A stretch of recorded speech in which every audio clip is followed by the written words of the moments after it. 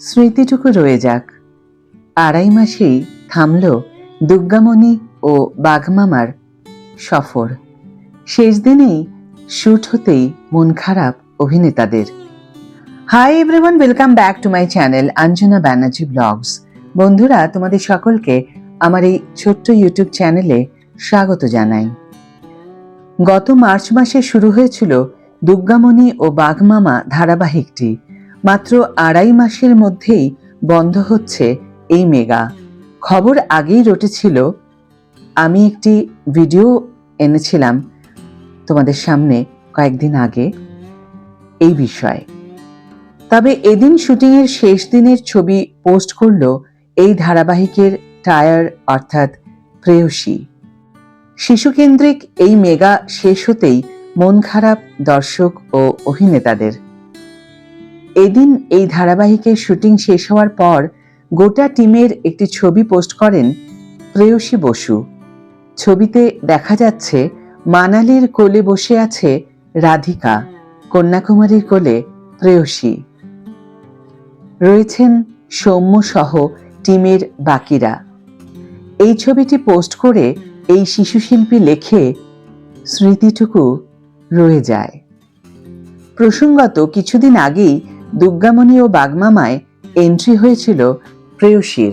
ফলে ধারাবাহিক শেষ হওয়ার খবর রটলেও মনে করা হয়েছিল আর কিছুদিন হয়তো চলবে এই মেগা, কিন্তু সেটা হচ্ছে না। প্রথম থেকেই টিআরপিতে হালে পানি পায়নি মানালি এবং রাহুলের এই ধারাবাহিক। দুর্গামণি ও বাঘমামা ধারাবাহিকটি সোমবার থেকে শুক্রবার পর্যন্ত ৪৫ মিনিট করে সম্প্রচারিত হয়। নানা চমক, টুইস্ট, জটিলতা এনেও কাজের কাজ কিছুই হয়নি।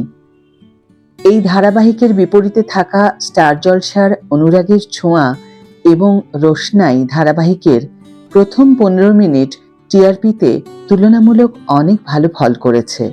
শুধু দুর্গামণি ও বাঘমামা নয়, জি বাংলার তুই আমার হিরো, মিঠি ঝোড়া ধারাবাহিকগুলো টিআরপিতে ভালো ফল করছে না।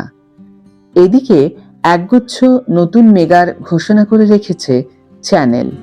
তালিকায় আছে রানী ভবানী, কুসুম। ফলে দুর্গামণি ও বাঘমামার জায়গায় কোন মেগা আসে এখন সেটাই দেখার। যাদের দুর্গামণি ও বাঘমামা ধারাবাহিকটি ভালো লেগেছে তাদের জন্য আমি বলতে পারি, মন খারাপ করো না। একটা ধারাবাহিক দেখতে দেখতে একটা অভ্যেস হয়ে যায় সেটা দেখার জন্য, যদি তা গ্রহণযোগ্য হয় বা ভালো লাগার মতো হয়।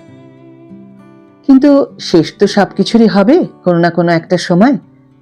আবার নতুন ধারাবাহিক আসবে, সেটা দেখলেও তোমাদের ভালো লাগবে। তোমরা যারা টিভি সিরিয়াল দেখতে ভালোবাসো তাদের পরবর্তী যে মেগা ধারাবাহিকটি আসবে সেটিও আস্তে আস্তে ভালো লাগতে শুরু করবে। আজকের মতো ভিডিও এখানেই শেষ করছি। ভিডিও যদি ভালো লেগে থাকে তাহলে অবশ্যই একটা ছোট্ট করে লাইক দিও, শেয়ার করো বন্ধুদের সাথে, কমেন্ট করে জানিও তোমাদের মতামত।